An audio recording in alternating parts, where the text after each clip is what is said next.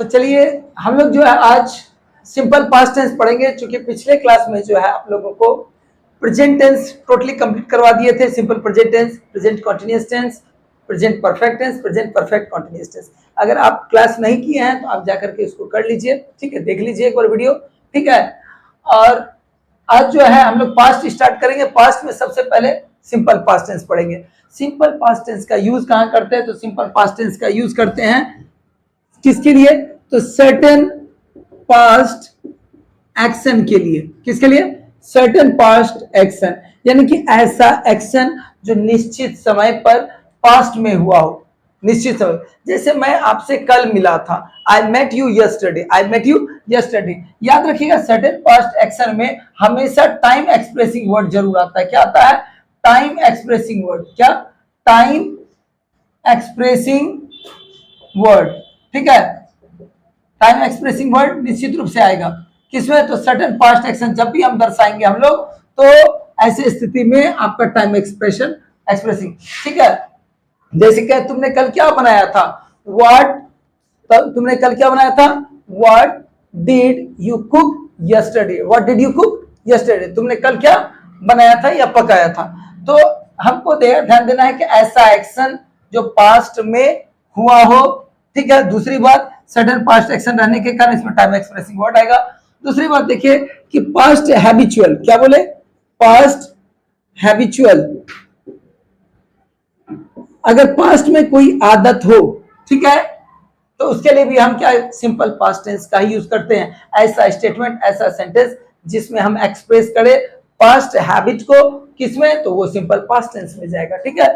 जैसे कि पहले मैं, ध्यान दीजिए, पहले मैं क्या करता था? अंडा खाता था, अब नहीं खाता हूं। तो पहले का एक्शन, पहले का आदत है ये आपका। तो ऐसा आदत जो क्या हो, पास्ट में हो, ठीक है। तो एक एग्जांपल इसका ले लेते हैं ताकि अच्छे से समझ में आए। तो आई एट एग, इससे क्या? मैंने अंडा खाया था, ठीक है, या मैं अंडा खाता था। अब दूसरी बात ध्यान देंगे इसमें कि अगर आप हिंदी से इंग्लिश में ट्रांसलेट कर रहे हैं, हिंदी से इंग्लिश में ट्रांसलेट कर रहे हैं, ये तो हो गया आपको समझने के लिए कि कैसे सेंटेंस को हम यूज करेंगे सिंपल पास्ट टेंस में, English to English, certain past action को, पास्ट हैबिट को। अब ट्रांसलेट की अगर बात करें तो ट्रांसलेट करने के लिए ध्यान देंगे इसमें क्या रहता है? आ था, ई थी, ए थे, या फिर रहेगा आ, ए, ई, इस तरह का, ठीक है। कहां? तो क्रिया के अंत में, वर्ब के लास्ट में, ठीक है। जैसे एक एग्जांपल देख लीजिए, वह पटना गया था, वह पटना गया था। ट्रांसलेशन के दृष्टिकोण से तो आ और था, इसे पता चल रहा है ये क्या? सिंपल पास्ट टेंस का। लेकिन ट्रांसलेशन में केवल काम में आता है ये हिंदी से इंग्लिश में, ठीक है। ही वेंट पटना, अब इसी में कहेंगे वह कल पटना गया था, तो ही वेंट पटना यस्टरडे, ठीक है। अब देखिए हम लोग फॉर्मेट को देखेंगे कि किस प्रकार से सिंपल पास्ट टेंस का जो सेंटेंस है या स्टेटमेंट वो तैयार किया जाता है या बनाया जाता है। चलिए, एक में ही केवल वर्ब का दूसरा फॉर्म और ऑब्जेक्ट का यूज होता है, ठीक है। देखिए सिंपल पास्ट टेंस ही एक ऐसा टेंस है जिसमें वर्ब का दूसरा फॉर्म यूज किया जाता है, अदर्स में नहीं, ठीक है।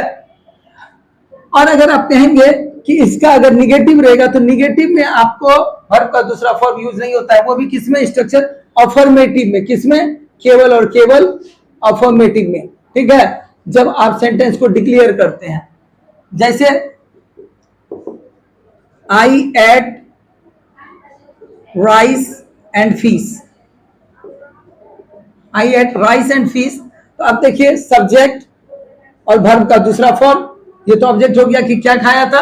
मैंने राइस और फिश खाया था, मैं राइस और फिश खाया था, यानी चावल और मछली और चावल खाया था। तो ये ध्यान दीजिएगा एक्शन क्या?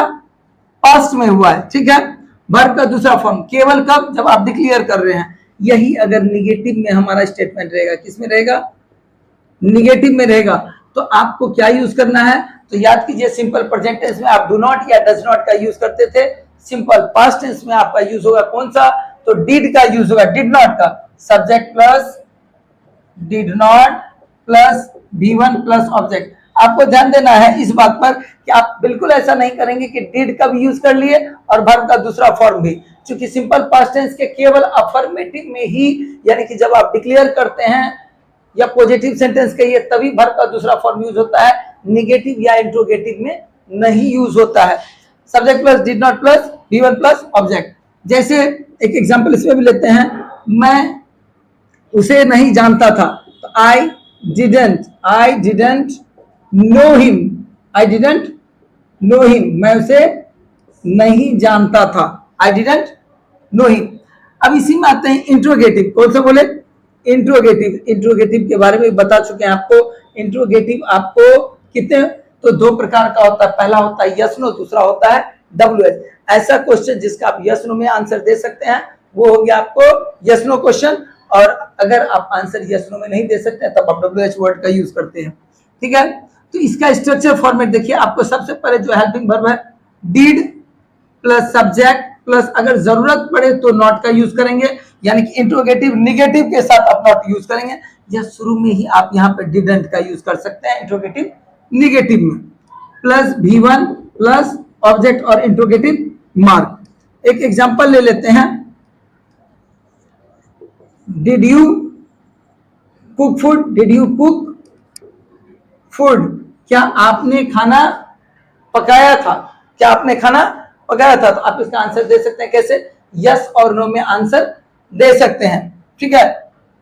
अब इसी में एक और ले लेते हैं इंट्रोगेटिव निगेटिव में, did you not cook food, क्या आपने खाना नहीं पकाया था।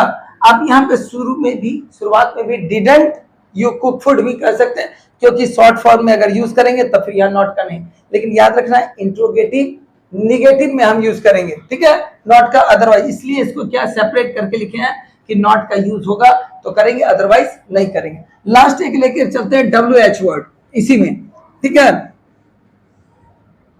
WH वर्ड पे आते हैं, तो हम लोग को पता है जिसका आंसर आप यस नो में नहीं दे सकते हैं वहां पर आप यूज करेंगे किसका, WH वर्ड का, ठीक है। जैसे आपने क्या बनाया था, खाने में क्या बनाया था या क्या बनाया था, तो क्या कहेंगे, आप इसका आंसर नहीं दे सकते इसमें, what did you cook, what did you cook, आपने क्या पकाया था या बनाया था। इसमें आप देखिए फॉर्मेट, सबसे पहले आप किसका यूज किए, WH वर्ड, फिर किसका, तो डिड का, फिर सब्जेक्ट, और फिर जरूरत पड़े तो नॉट यहां भी यूज कर सकते हैं, नहीं लगे तो नहीं करना है, वर्ब का पहला फॉर्म और ऑब्जेक्ट और इंट्रोगेटिव मार्क, ठीक है। ये रहा सिंपल पास्ट टेंस कंप्लीट रूप से। अगर आपको इसमें कोई डाउट रहे तो आप कमेंट कीजिए, फिर आपको इसके बारे में और भी डिटेल में बताया जाएगा। ये चूंकि रिवीजन क्लास है, ठीक है, एक वन शॉट में आपको समझना है, ठीक है। फिर भी अगर प्रॉब्लम होता है तो अगर आपका कमेंट आएगा तो इस पर एकदम डिटेल वीडियो बना दिया जाएगा। तब तक के लिए थैंक यू, जय हिंद, जय भारत।